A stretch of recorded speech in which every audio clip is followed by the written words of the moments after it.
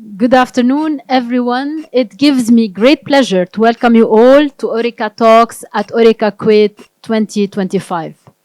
We are delighted to be joined by some outstanding experts for a discussion about sustainability's vision of Kuwait and how it will become a reality. We're basically this panel and all the Orica talks has been co-organized by UDEMA, Leaders Group for Consulting and Development, and UDEMA Consulting Services with Hospitality News Middle East. And it is sponsored by Holiday Inn Hotel. So I'm going to start by introducing our panelists for today. So I will be starting with Hiba Abbas. Hiba Abbas, she is the technical advisor and the chairwoman, Sustainability Committee, Kuwait Water Association. Engineer Hiba Abbas, a proud alumna of Syracuse University, New York, has over 24 years of engineering experience across multiple sectors. She leads projects and campaigns focused on advancing scientific research and supporting water security initiatives. Welcome, Hiba. Wolfram Alderson, Executive Manager, Research and Innovation at Kuwaiti Danish Dairy Company, KDD. Wolfram MS has dedicated his career to improving human and environmental health, serving many complex needs populations. In his role at KDD, Wolfram is focused on metabolic health, nutrition, and systems change. He also volunteers as CEO of two health foundations. Welcome. Asma Al-Zimami, Industrial Engineer, Environment Public Authority. Asma is a developer and an engineer with a background in environmental law, waste management, and sustainability initiatives in Kuwait.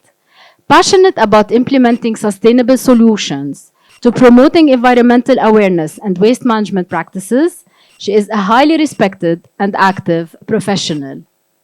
Welcome with us, Asma.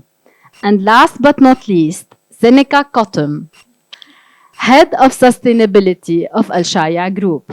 With over 5 years of sustainability expertise and more than a decade in operational efficiency and strategy, Seneca leads sustainability initiatives for one of the Middle East's largest retail and hospitality operators. With deep insights into Kuwait's sustainability landscape, she is focusing on integrating sustainable practices across complex supply chains and customer-facing operations.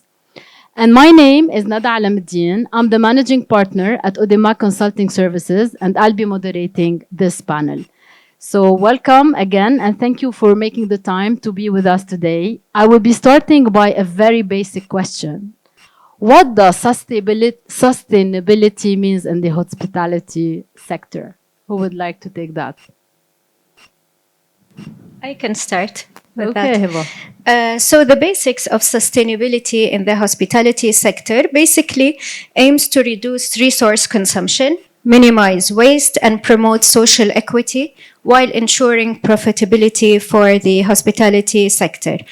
There are many key practices and initiatives that we can do to ensure so. Some of them are energy efficiency, local sourcing, water management, and community engagement is very important. Yet, one important issue I want to emphasize here is that in doing so, we need to balance the triple bottom line, that is people, profit, planet. We need to ensure that our initiatives balance the environmental aspects, the social aspects, and the business aspects. For us in Kuwait Water Association, first let me introduce us just a little bit. We are an NGO in Kuwait. We were established in 2012. We work on scientific advancement projects along with the government sector, hand in hand. We support them in that. And we work on innovative public awareness campaigns. So for us, we thought that we needed a framework really to define sustainability in the hospitality sector.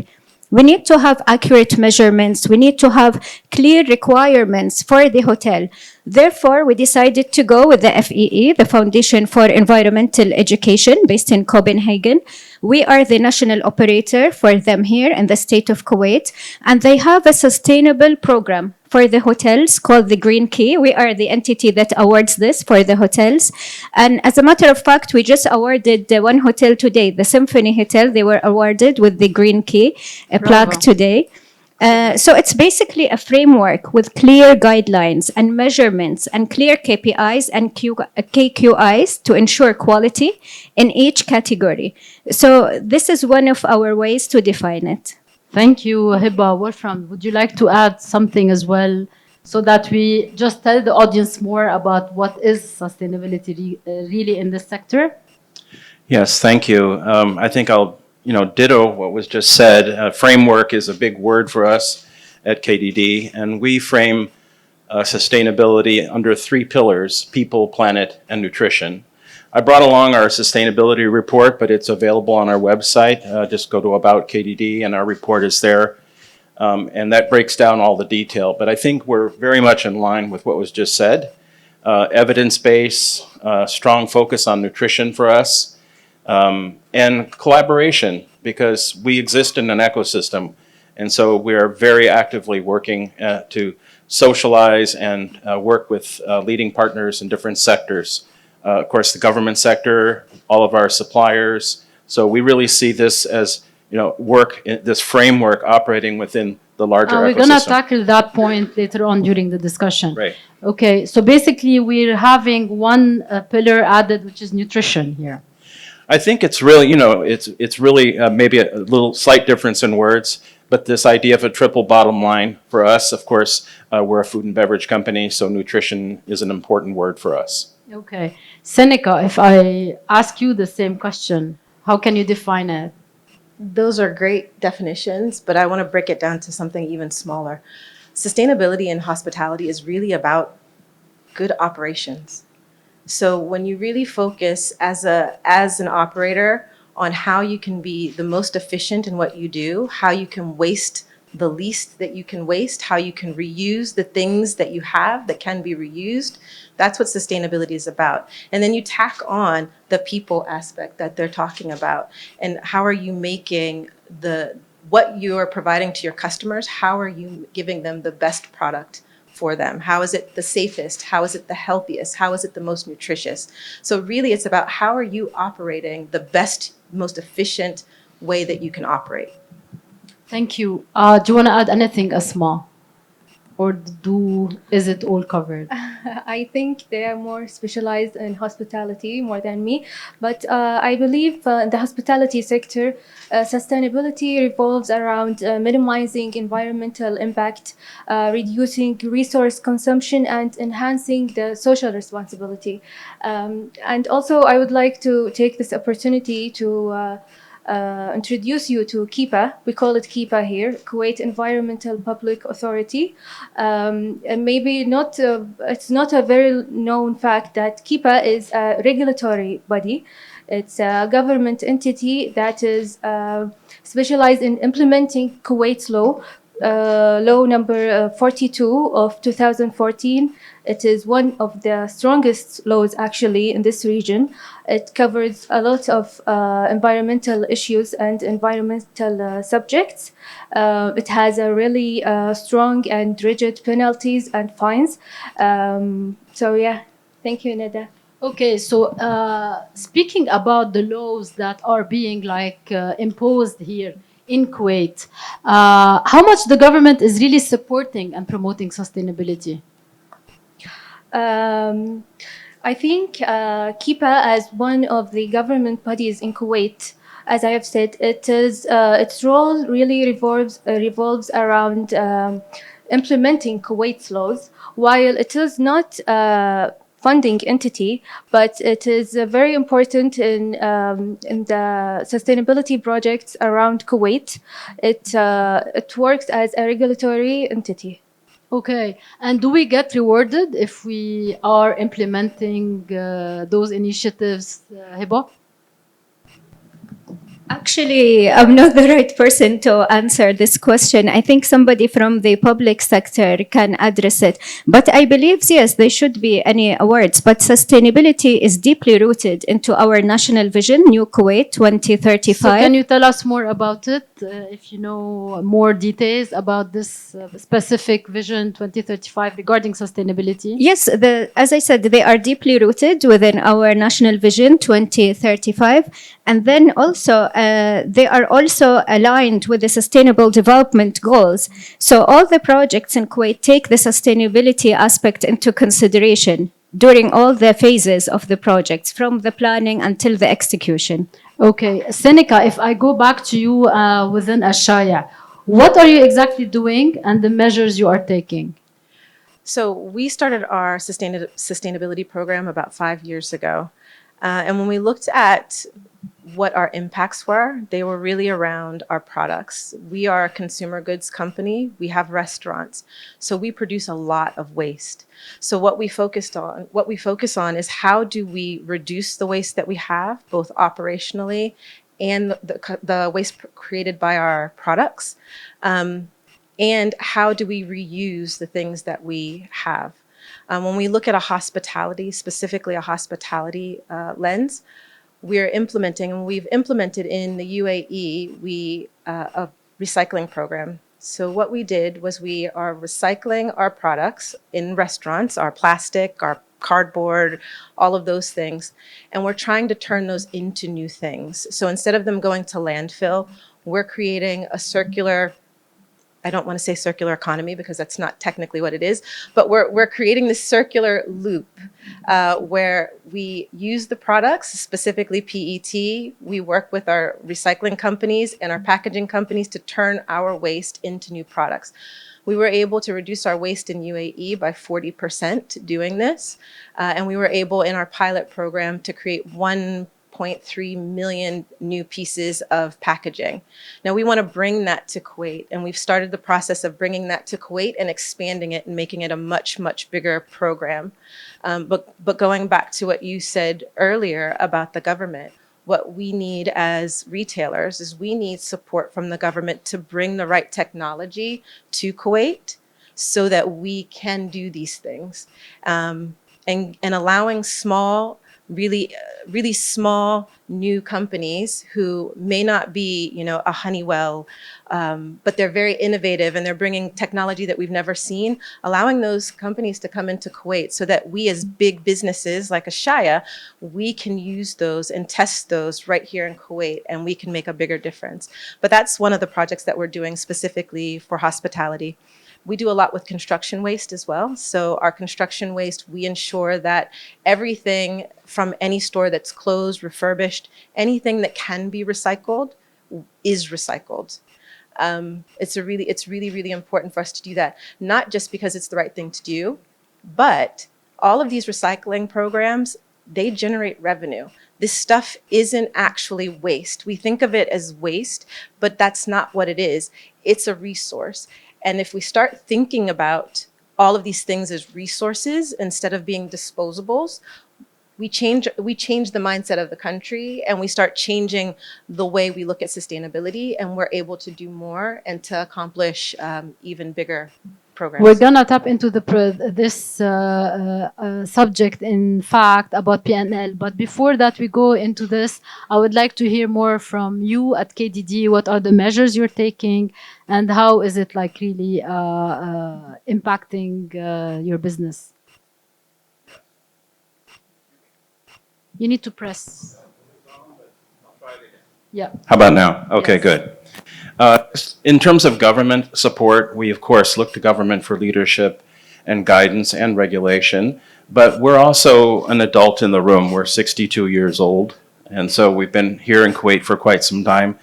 And adults look to themselves internally. So we are hyper-focused internally on reducing waste streams, water usage in and out of the factory, food waste, but also the products that we serve to our consumers. We've developed something called the metabolic matrix. We used the word framework earlier. It's the only framework of its kind in the world to modify food and beverage portfolios on the front end to achieve optimal metabolic health. And we're sharing that with the entire world, with our competitors, with anyone who's interested, because we know it takes an ecosystem. All ships rise with the tide, if you will. So we often look for collaboration. And of course, our ingredients come from all over the world. And we have to look all the way up our supply stream, our scope 3 emissions and so on, to reduce our footprint. We don't, actually, the smallest part of our footprint is what happens here in Kuwait. It's actually the largest part is what's happening outside of Kuwait. And of course, reaching out around the world and asking our suppliers to change their ways. Some of them are already on board. Some of them are still new to this. So it's quite a task. But if you read our sustainability report on the website, all the details are there, the numbers, the areas that we're targeting, and of course, this engagement with our ecosystem, our community.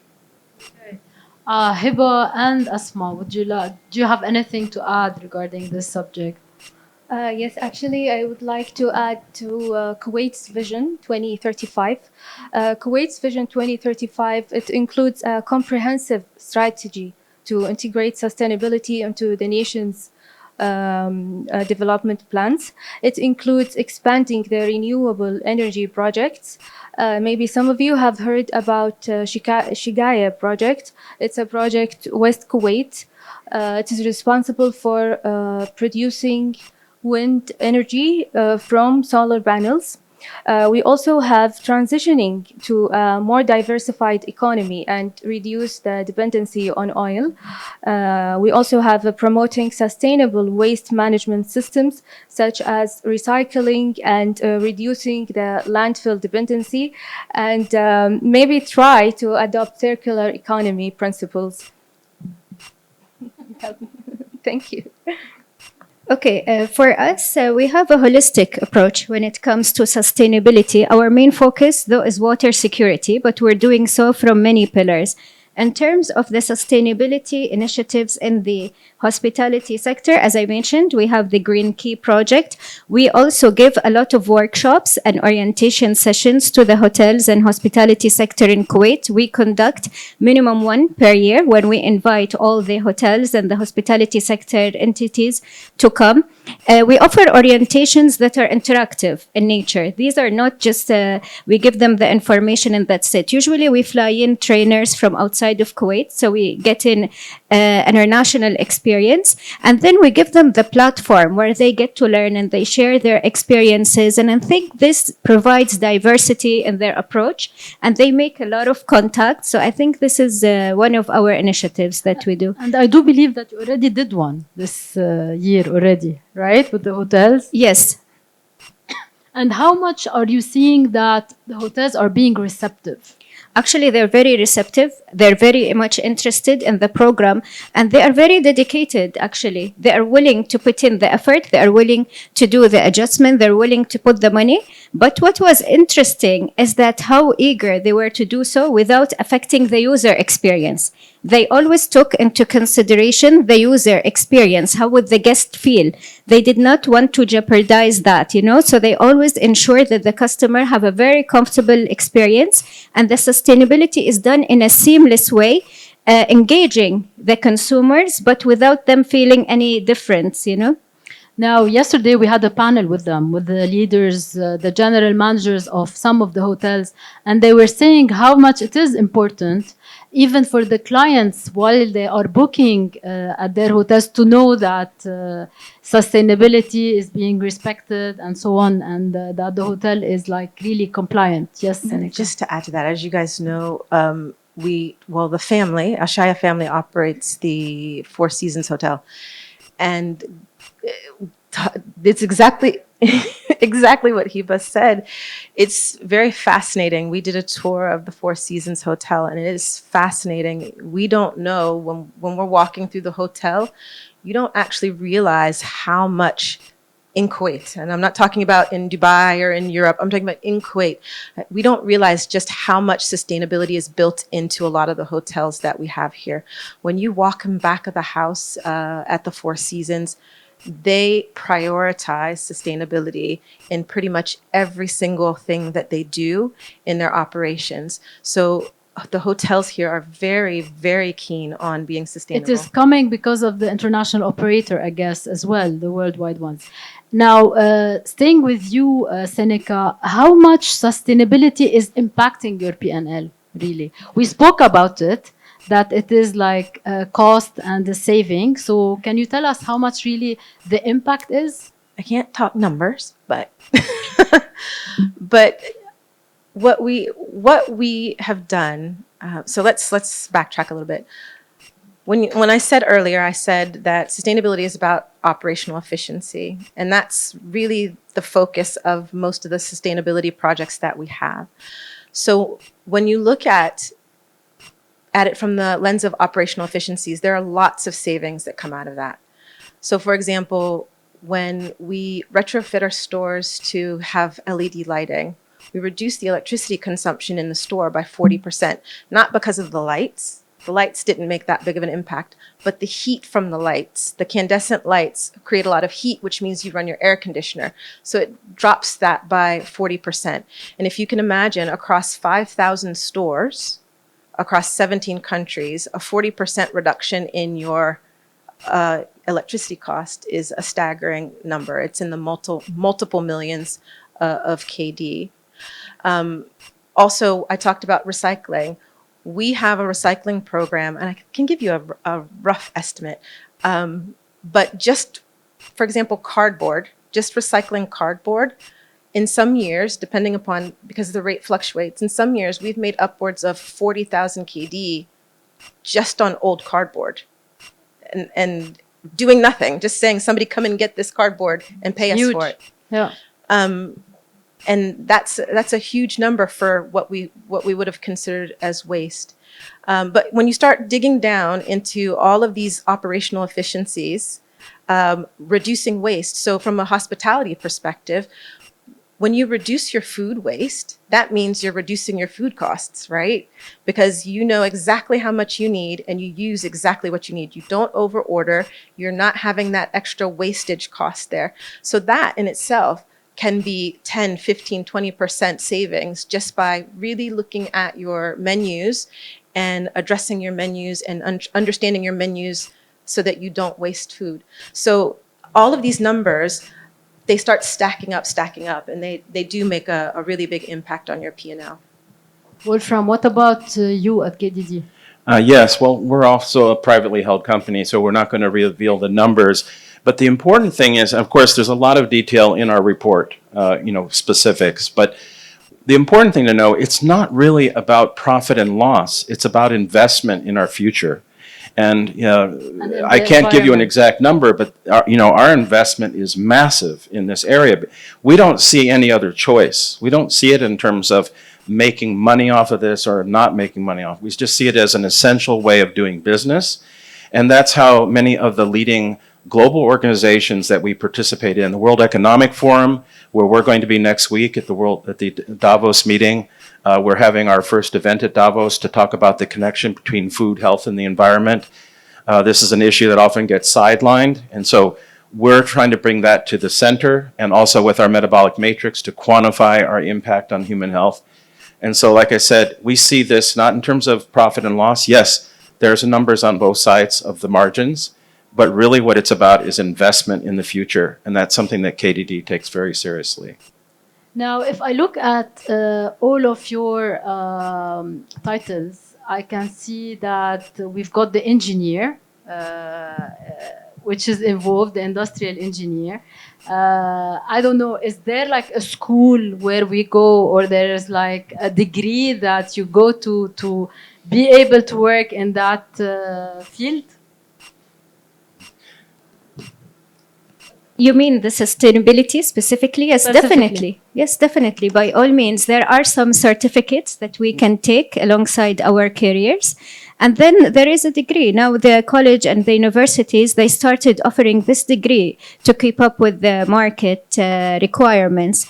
But I believe that a lot of engineering schools now are integrating sustainability into the code of ethics. There is a project that engineers are working on around the world that, if you can execute the project, you can execute it. It should be in the most sustainable way, as long as you balance the other aspects, the environmental and the economical aspects as well, you know. So we take sustainability very seriously because we care about, you know, the value we provide to the community, and we care about adding value to future generations at the end of the day.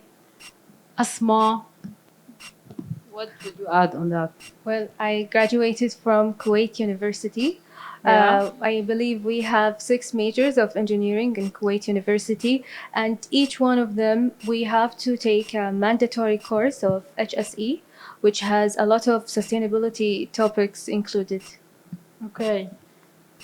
Well, I started in my childhood by participating in the first Earth Day. I might be dating myself, but you know, it started with my mother teaching us as children that the environment was important, and ultimately, my academic career focused on organizational leadership and development, because in my opinion, there's no shortage of brilliant minds like the engineers and scientists and others we have in this field. We need to have the organizational capacity to carry through the science, the engineering, the solutions we already have here.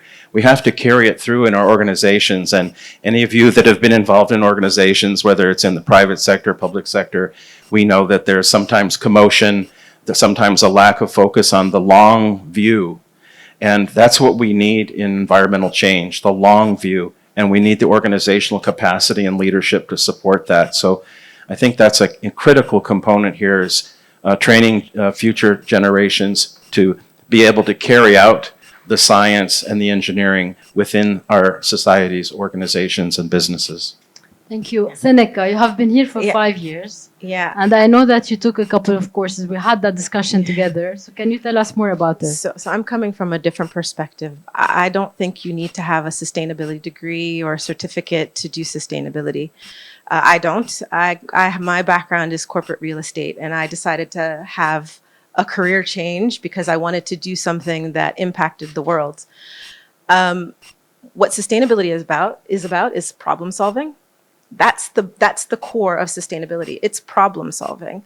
So as you, as leaders of your businesses, are looking for people to take on sustainability, you need to look for people who are passionate about sustainability, but then they have that problem solving capability. They need to be able to see a problem at 100 different ways and figure out how to solve it. And they have to be innately curious. And that innate curiosity is what's really important. I now am studying for a master's degree in sustainability, and there are programs, and my friends are over there telling me at Harvard.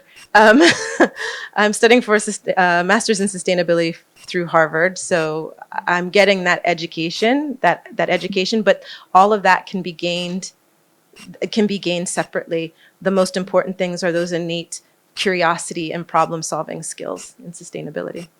Are we witnessing, whether in private or public companies, like a department which is being created regarding this, or is it handled by the engineering or the maintenance department? We're an NGO, so we're neither public or private. Yeah. But we do have a sustainability committee, and it's on a national level. And we have a group of engineers from many government entities and from the private sector as well. So we do have a committee that is dedicated or focused on sustainability. At KDD, we have an environmental department.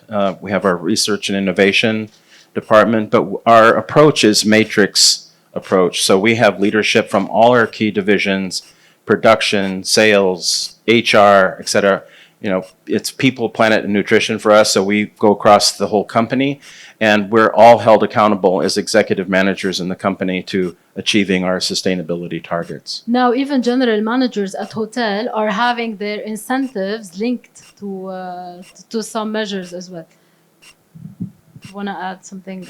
Yes, I believe private initiatives often complement government efforts. They tackle issues like green building technologies, corporate social responsibility programs, and also reducing the single-use plastics, especially in the food and beverage sectors. Seneca, you have a department that you're heading. I do. It's just you. It's not just me. Oh, you've got a team. So tell us about it. Yes. So we do have a team. So we started out 5 years ago. Like I said, it was a directive from our CEO. And I think that's the key, is that sustainability needs to be led from the head. It needs to be at the C-suite level. It needs to be led from there, and then supporting people like me to actually action all of the strategy around sustainability. When I started, I had that, and I had that support when I started. So I think that's the most important thing as we look at all of the organizations within Kuwait, family run or public. Sustainability needs to have senior leadership in order for it to be successful and to be pushed throughout the organization. But yes, we do. I have a team. My team is. Do we have a budget allocated? That's another question. That's the other part. So the way that it works for us is that the budget is allocated across the business. So I don't specifically have a budget, but I develop the strategy. I develop the direction of the company, and then the teams are then tasked with actioning all of that. So it gets action within each of the different divisions. So it sits within their budgets. And within your department, within the research and innovation, do you Research have and innovation, environmental departments, we all have pieces of the pie, but we do have dedicated sustainability budget. It costs quite a bit of money to track down all this information from our suppliers. You can imagine, we have over 200 products, and we rely on ingredients from all over the world. And so we've engaged some really high-level partners who are working at the global level because we participate in the World Business Council for Sustainable Development, and they have very strict requirements for membership. So we're very focused on that. We want to be a global citizen, as well as leadership that's being provided by the World Economic Forum. So we look to our own government and our own country here for leadership, but we're also looking at the global level. And there's a lot of resources and things that we can learn by participating in those groups. So, but we do have a dedicated budget, but it's also matrixed throughout the company. Okay. Hiba, going back to you, you are an NGO. You just organize many trainings. So it's about education.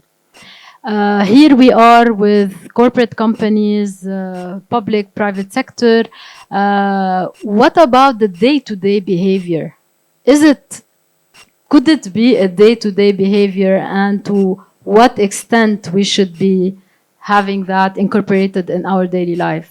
Okay, I believe there are two parts of the question. One part of that is the training bit, and the other is the day-to-day. Okay, so we believe in empowerment and engaging the community in sustainability. So we offer a lot of trainings. Our training are targeted to many categories, and we have a lot of sectors that we target specifically. For example, for the future generation, we have the Eco School program. Again, it's a certified sustainability program from the FEE Bureau that we are implementing with the schools in Kuwait. And this is basically focused on the school, on the students at their young age. So basically what we do with the students, it's like a hands-on training. They start with an eco committee within the school itself, and then the students, they take the lead to implement sustainability measures across the school. So we give them the chance to have a hands-on experience. Other trainings, of course, are technical trainings that are dedicated to special sectors. We believe in the empowerment and training, and we believe in engaging the community. Our trainings, even the technical trainings, are open to everybody in the community. So anyone can attend. So there is no age bracket. Everybody is. Anyone can attend. Anyone can attend. We open our trainings to everybody. We have very specific trainings, but we want the community to be part of our NGO, because at the end of the day, we are an NGO. So we want everybody to be involved, and we want to encourage them to learn. Maybe they will attend a workshop or a seminar, even if they find the concepts are hard, but then they will be eager. Some of them, they come to our trainings for networking purposes, because there will be a lot of people from different sectors. So to us, training and empowerment is very important, and we do it in various ways: workshop, orientations, we have initiatives. We try to have it more like on hands-on and interactive sessions. Whether your other part of the question, could it be day to day? Of course. And Give us an example. What is a example, day-to-day? by carpooling, for instance, if I'm going to work and if I know a colleague lives nearby, it will be easy for me to go with her. I mean, this is one practice, taking your bag to the supermarket instead of using the plastic bags. Even now in Shaya, by the way, when we go to pay, they ask us whether you want the receipt, whether you want it in your mobile or you want the receipt. So of course I will choose the mobile. So we have these little initiatives, the day to day, but they add on in the long term. Okay. I can share, you say healer, heal thyself, and, trainer, train thyself. So we, of course, are doing a lot of internal training to raise our skill level.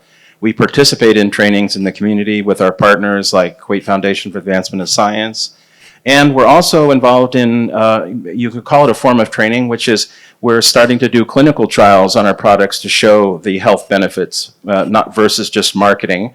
And so we conducted the first clinical trial of its kind with the Dasman Diabetes Institute, and we, with funding from the Kuwait Foundation for the Advancement of Science, who we actively support.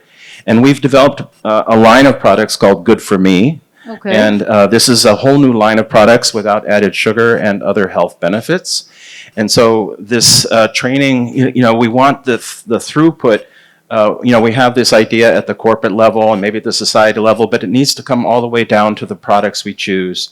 And of course, we know that we have high rates of diabetes here in Kuwait, and so we're paying a lot of attention to that. And a future where 1 out of 2 males over 50 in Kuwait has diabetes is not sustainable.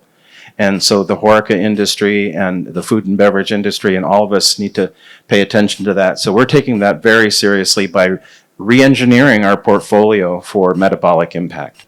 So basically, if I hear you well, it is an initiative that came from KDD. So there is a collaboration. And how much is the collaboration really with the government regarding this? It's constant. I mean, we have national initiatives, Public Authority for Food and Nutrition, Ministry of Health. We've been working with people like Dr. Nawal Hamid and Dr. Iba Al-Ozari at the Dasman Diabetes Institute. These are, you might say, the grand dames of nutrition and health in Kuwait. And so we've been working with them for many years, but we're taking, with this metabolic matrix work we're doing, we're taking it to the next level because we've published a methods paper in Frontiers in Nutrition. It's getting more than 98% views of all the other papers. And so we're really trying to socialize our work and make it transparent. So it's not just talk. You're seeing the numbers, you're seeing the papers being published, you're seeing us collaborate with leading scientific authorities. So it's, all of that. And we're hiring staff. So I have a new PhD in food science engineering. I have a master's in nutrition, and I'm bringing on another applied food science research person. So we're really building out our science infrastructure because we know that science is the way we move the ball forward, along with the numbers. Okay, Seneca. I'm just intrigued by what you're talking about. But I think you're making a very good point. A lot of our customers, they don't actually understand from a consumer perspective. They don't understand all of these terms. What do they mean? What do they mean for me? What does sustainable mean? What does recycled plastic mean? And I think we need to put a lot more emphasis on educating our customers on what these terms mean. And then I think it's a great idea that you're bringing a new product on the line and then identifying what the customer needs and bringing it to them. And I think we're lacking products and services that are sustainable. And for us, for a lot of the companies, we lack those products to give to our customers, to tell them, hey, we have this juice, it's sugar-free. It's sugar-free for a reason, and these are the reasons. Because it's all about better for you. education. And we need to do more. I think as businesses and business owners, we need to do more to make sure our customers do understand what all of this stuff means and how it is beneficial for them. How much really you are educating from your side and helping the sectors, the others? While I think that large-scale initiatives like the big projects, the renewable energy projects. They address sustainability on structural level. But I believe that starting from oneself, I believe that starting from the low-hanging fruits first, like raising awareness and promoting the awareness through your family and starting from the community and doing the simple acts daily, like maybe reserving energy, reducing water waste, promoting the composting of food waste. Can you tell us more about it? How do you do that? How can we do that? Well, I think I could talk from a personal perspective. Indeed, it will be good to share it, I believe, as well. Yes, so at home, I've taught my family on how to compost food. I think it's a really nice thing to have at home, like a small, what do you call it, Yani? Like compost bin, yes. Since, you know, here in Kuwait, the food is really good. So we tend to order, on a large scale, we order a lot of food, and a lot of food goes to waste here. While we have some NGOs, like the food bank here, but I think it's very important to start from home, and I think it's very important that each house in Kuwait starts implementing these measures. Exactly. So it needs to start indeed at home, and then it can be as well rolled throughout. Yeah, but the question is, how do people know how to do these We things? need to educate and them. so this is where the private sector comes in, because we have the products and the services. So we need to be telling our customers, for example, not necessarily hospitality, but for our plastic packaging, we do have a program for returning of the plastic packaging to our stores so that our customers know, and we give them rewards for that. So our customers know, hey, this is what I do with that. I don't throw it in the trash. I can take it here. But we, as the private sector, we have to take that step along with the government. The government's there to support us and to provide, to help us spread the message, but we need to be creating the messages. Yes, KDD has a long history, and we have products like KDD chocolate milk, and you just put that on the shelf, and there's sort of music from the heavens. You almost don't have to tell the story, right? But we find that with the Good For Me products, and as we're shifting and we're really working hard to increase the health impact and the environmental impact of our products, we do need to tell a story, but we have to move beyond some of the, let's say, less inspiring public health narratives of the past, and the sort of the intellectual, cognitive, straightforward, logical path of communicating information doesn't always work. For example, a study was done in Kuwait that where they asked people, "Are you aware that we need to reduce sugar?" 100% said yes. They said, "Are you reducing sugar?" 100% said no. Now, we all love sweet stuff. We know that. But we know we have to reduce sugar in our diet. So we're starting to think about new kinds of campaigns that might talk to your heart. You've got 40,000 neurons actually around your heart. In the Western culture, we separate the heart and the brain, but we think maybe we need to enter the conversation through the heart and then get to the more intellectual side of it. But most importantly, change what we put on the shelf. We can educate people all day, but we need to change the environment, change the food environment. And KDD is not going to wait until the consumers ask for healthier products. We're going to put them on the shelf and let them decide. Hiba, going back to you, it's a lot about education and training. How big is the team that do? The team actually is small. We have a lot of volunteers, but we are very passionate, and we receive a lot of support from the community, and we receive a lot of support from the public and the private sector. At the end of the day, sustainability is a collective effort, and we all have to work together on this. The government sector is important as it funds some of our projects. It establishes the policies and regulations to promote sustainability, and these, they don't have to be very complicated policies. How do you promote it? How do we promote it? In the Through you mean the sustainability itself? yes. Through the initiatives, we have, see, all our projects, we have definite targets. For example, in the eco schools for the education sector, we have the sustainable schools itself, which is called the eco school, which is certificate from the Foundation for Environmental Education. So it has the criteria, and we do audits to ensure, and the audits are done by a third party, that we fly in from international entities to come and audit the work of the schools to ensure that all the criterias are met on what basis. So making sure they meet the KPIs, the KQIs, and everything. We monitor them throughout the year to ensure so. Also, we have targeted awareness campaigns for the schools. For instance, we have a very interactive tools for the student called Rashud. In Arabic, Rashud or Tarshid means to the efficiency of water.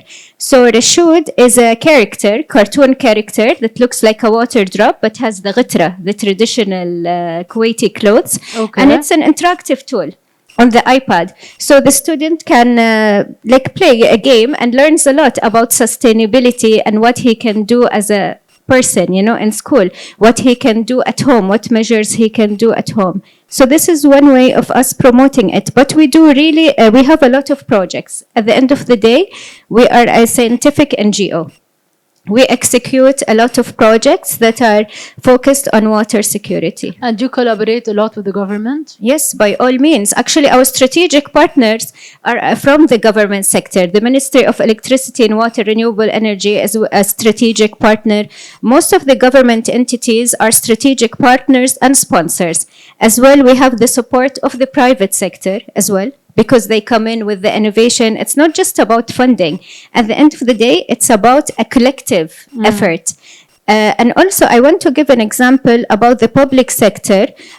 Sometimes the policies that they give might be simple, but they might have a huge impact. Last year, for instance, the government decided to ban the use of water balloons and water gun in celebrating the National Day of Kuwait. The kids, they like to enjoy the National Day of Kuwait, so they throw water balloons at each other. They're just happy. So the government decided to ban this last year. Simple, very simple rule. Yes. And it was enforced, and as a result, we saved a lot of water.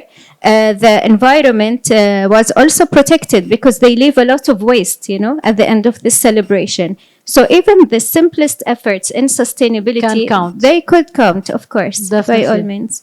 Asma, what about you? Is there a collaboration with the private sector? Well, while at KIPA we welcome every initiative, I would like to talk about our framework here at KIPA actually. Specifically, actually, the KIPA, sustainability is not limited to a single department. I would like to talk more about the departments here. It is integrated across various specialized divisions. Each of these divisions contribute to different aspects of sustainability. We have, for example, the Environmental Compliance Department. بالعربي اسمها إدارة الالتزام البيئي.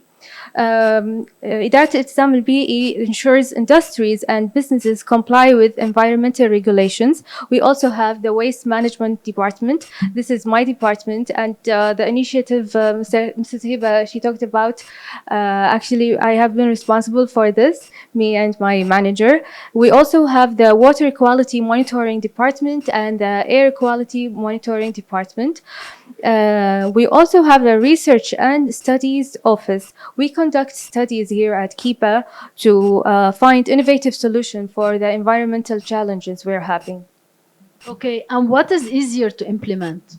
Since you have so many divisions, is there anything which is easier to implement, be it energy, food waste? I Water. think, in my opinion, I think energy is often the easiest to implement. We have many technologies nowadays for energy, such as the LED lighting. And I think it's very good for companies to implement this because it also reduces, I think, the costs. Yes. Well, at KDD, I don't know that we see any easy path. One thing that we're very keen on doing is building a new water treatment plant. And with that, we'd be able to provide a significant amount of recycled water. We'd like to see greening around the industrial zone where we're at. We have 400 trees on our property at KDD, even though it's a big plant. But we have the new airport across the freeway from us. They're going to need water for their landscape. So we see ourselves part of a bigger ecosystem, and we'd love to see more support for initiatives like that. We'll provide the capital investment, but we need to know where the water will go. And so we would love to be part of that kind of solution. Seneca, Al Shaya, you are beyond the borders of Kuwait.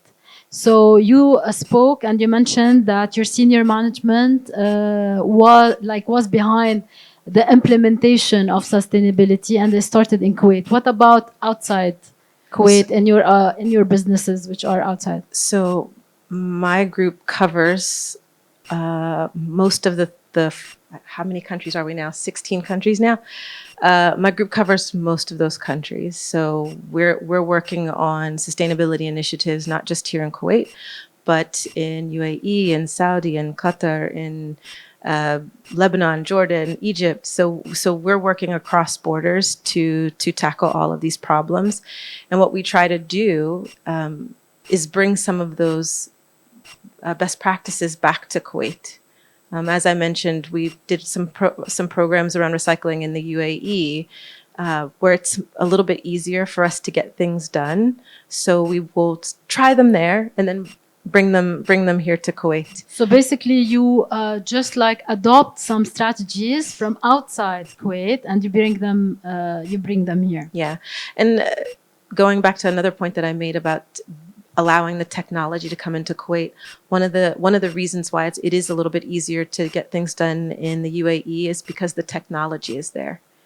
And so we're able to trial new technology. We collaborated with a company that does carrier bags, but makes them from recycled plastic. And they track all of that plastic that they're actually picking from the ground in various countries. They pick all of that and they track it through the process. So we know exactly where the plastic has come from and what products it's going into.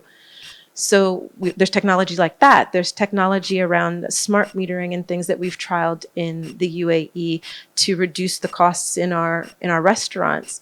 And so being able to trial that stuff in UAE is really helpful because then we know what technology we need to target to bring here to Kuwait.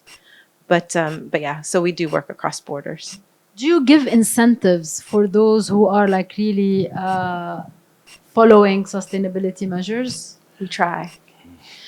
So we have. You spoke about so users, but what about the businesses as well?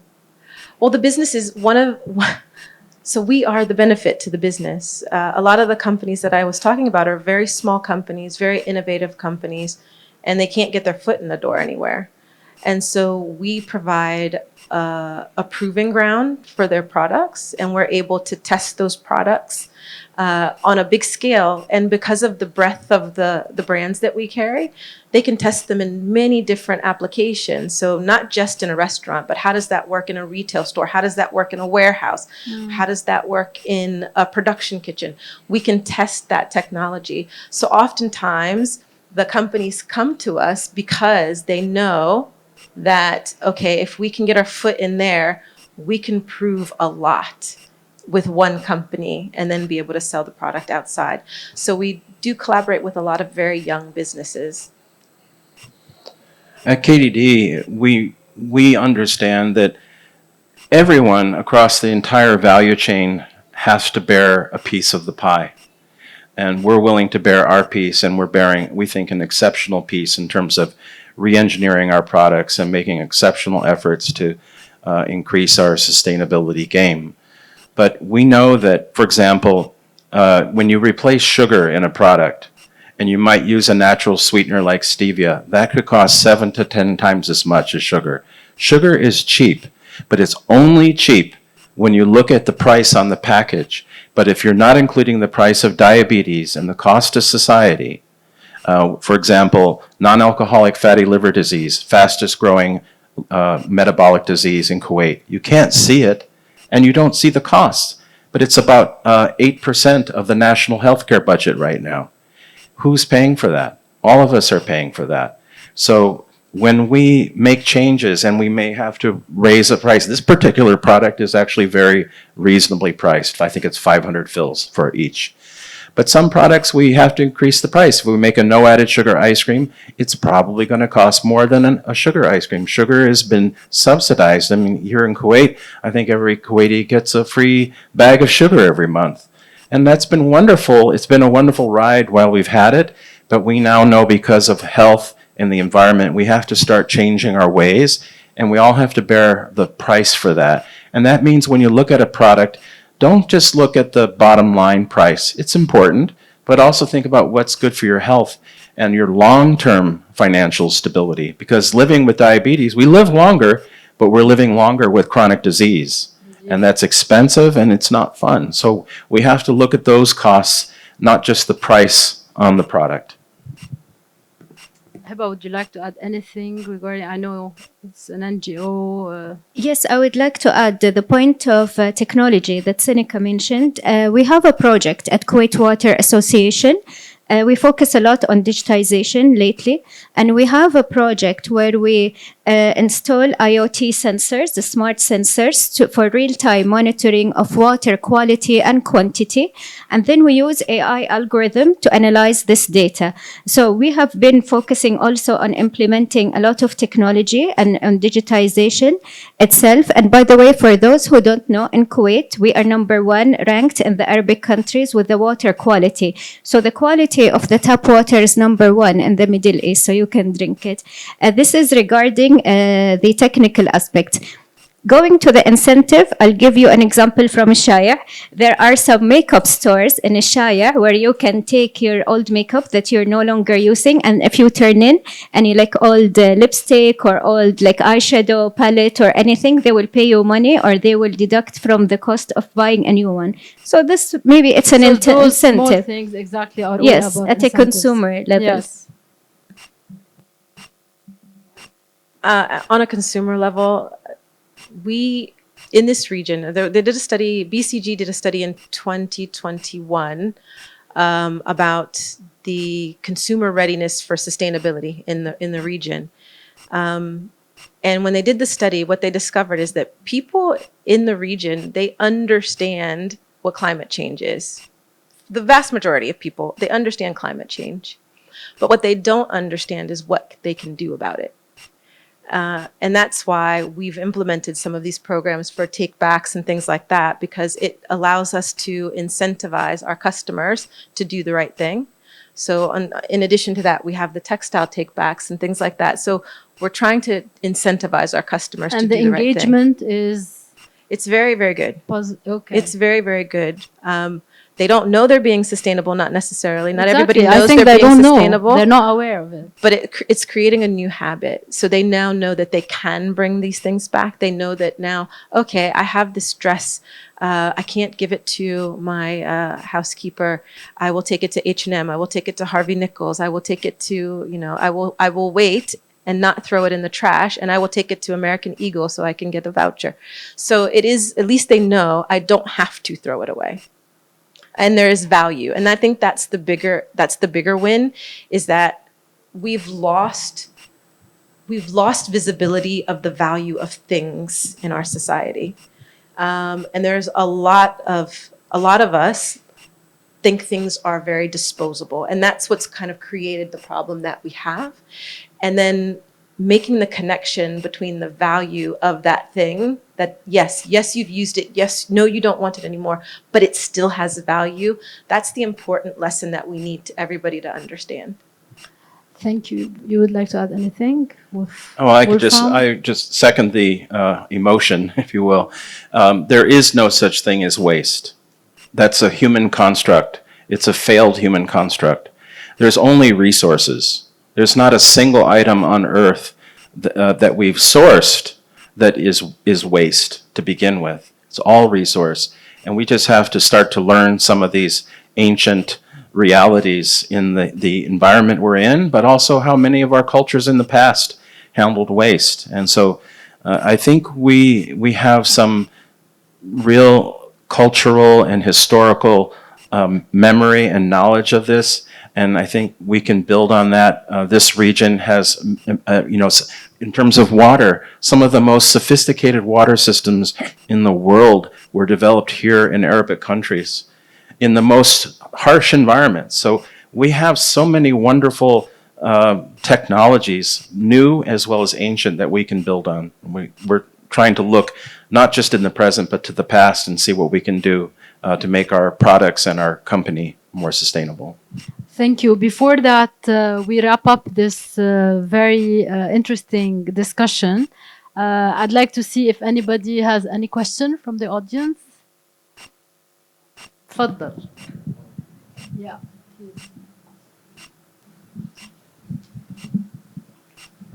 I wanted to really thank you for having this fantastic panel. Thank you very much. It was enlightening, and KDD, chocolate milk. My daughter likes a sugar one, sorry. I just want to give you a little bit about what Kuwait is doing in sustainability. And it's not a question, it's more of a statement. Kuwait has a sovereign wealth fund, the oldest sovereign wealth fund in the world, called the Kuwait Investment Authority. In 2017, we decided we are the first climate-friendly fund, which was established in 1976. We've invested outside fossils. So we took it a step forward. We realized Kuwait is a small country. We can't really have an impact. So how engineer Heba has done, she gathered a lot of people together. And we saw Al Shaya Group also innovating. And then we decided that we have to also be innovative. In 2017, we got 6 sovereign wealth funds together, and we created something called the framework. What this does is that we encourage all sovereign investors, which is in trillions of dollars, to invest in those companies wherever and whenever possible on a voluntary basis, do climate-friendly investment sustainable policies. So from 6 institutions with 3 trillion of assets under management, we have now grown to 54 different institutions globally with 48 trillion of assets under management. We have been making an impact. For example, if Al Shaya is not doing a good job, we stop investing in them because they're not being sustainable. And then they realize, hey, I'm not getting the capital I need. So they start evolving and modifying their habits.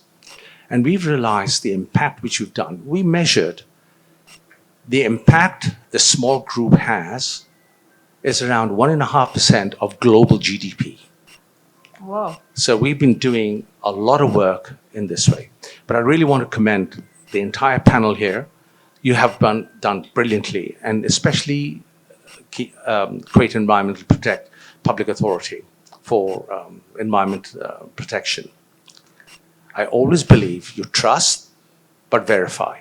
So you need a regulator to make sure that these guys behave. So thank you. Thank you so much for your intervention. Any other questions? Okay. Please, we have here a question. My question regarding KDD. So KDD, I'm pretty sure it's it sells well locally and regionally, and yeah. So I've been seeing this change in involvement in sustainability beyond just new product lines. So I'm really curious. What is the drive behind this? What is the strategic vision behind this, and why does KDD why is it investing in so much of the sustainability, like the question, like what you said about the water project, which is huge. You don't have to. So I'm thinking, you don't have to do so many of these things, but why do you choose to? Well, we're blessed by leadership that is a family that's based here in Kuwait, has a wonderful history. The founder of KDD was a teacher to the Emir. The family is very well educated and has been part of Kuwait's evolution as a society. And so they see a social responsibility. It's not just making a buck.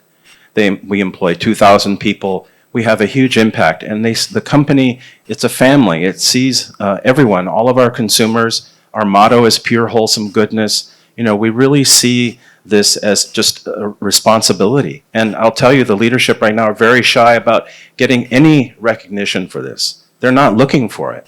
They just see it as a part of business. This is how you act as a responsible citizen. And so, but what we've done is taken that to the next level by putting science and putting a framework and socializing, making it transparent. So you can go to metabolicmatrix.info, see all of the science, the methodology. We publish our sustainability report. So this transparency, what we're looking for with that transparency is the feedback. We're listening. We're really trying to learn from our partners, from government, from our consumers, and we get a lot of feedback, and we're trying harder than ever to listen, not just push our products out there, which is, frankly, that's easy. We have wonderful social capital here in Kuwait, but we're really trying to listen, and we listen to some of the hardest critiques. We need to make our products healthier.